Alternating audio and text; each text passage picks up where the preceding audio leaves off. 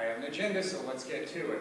Well, we just had an election this past week. Yes, odd-numbered year. There still were things on the ballot, city council and school board, and I still went to vote. And that can be entertaining, to say the least, if you're paying attention.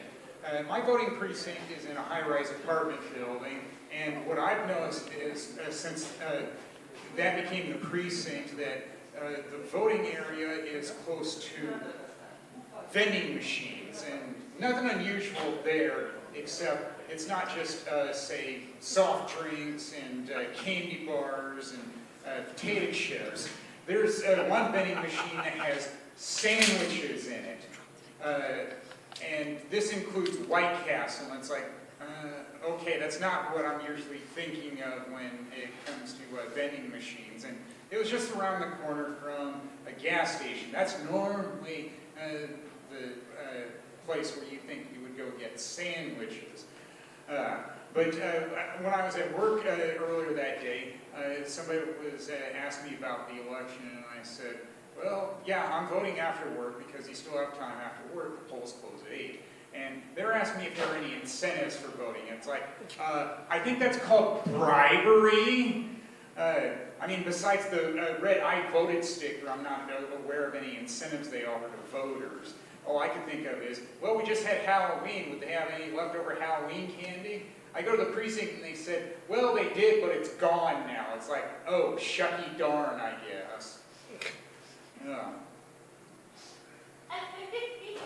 Shucky darn. Well, of course, I work at a bank, so that means tails from the bank, like tails from the crypt.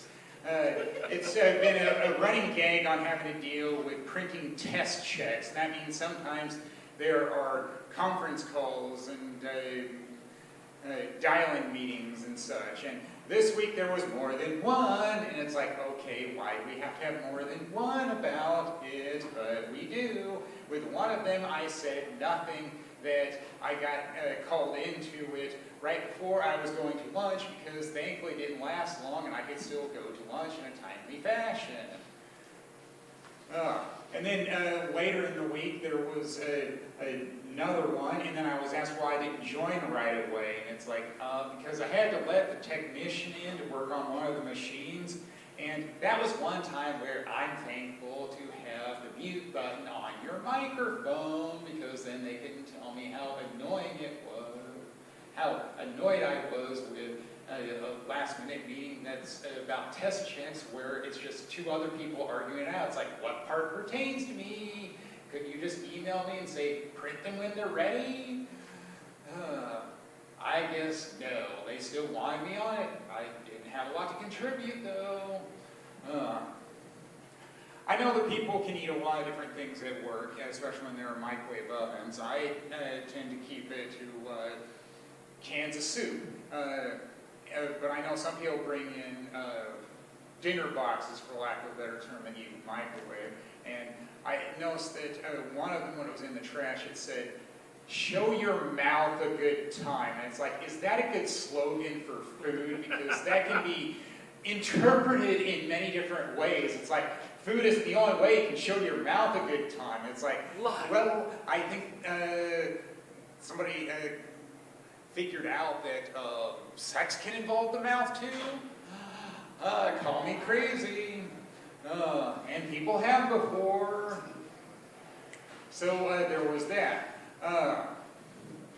And I still do cultured things as well. We have a French Alliance building in Minneapolis, and when I am on their email list, I like how they do have art exhibits from time to time. There was a nice photography display that they had this summer, so I went to that. This weekend they had sketches, and I liked how I learned something there. I found out that there was a trail named for Robert Louis Stevenson, the writer of Treasure Island. It's like, yeah, that's pretty cool. I wasn't expecting to hear that at a place that was French, because I was thinking, wasn't he British? But, well, I guess we all migrate. I mean, especially when it's writers, they have to find inspiration somewhere. And there's that. Oh, and I finally did karaoke again for the first time in a while in the cities, and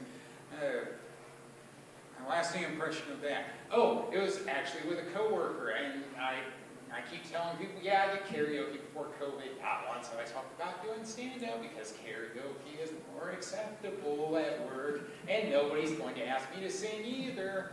And it was kind of cool when I was doing karaoke there, and I said, well, yes, this is somebody I work with because they had their significant other there. And I said, yeah, I usually don't do events with people off the clock, and that's because I get bored with somebody who wants to talk shop. And I said, I barely want to talk shop at the shop. And what I like was, we didn't talk shop because we are aware of how we have other things go on in life, like karaoke.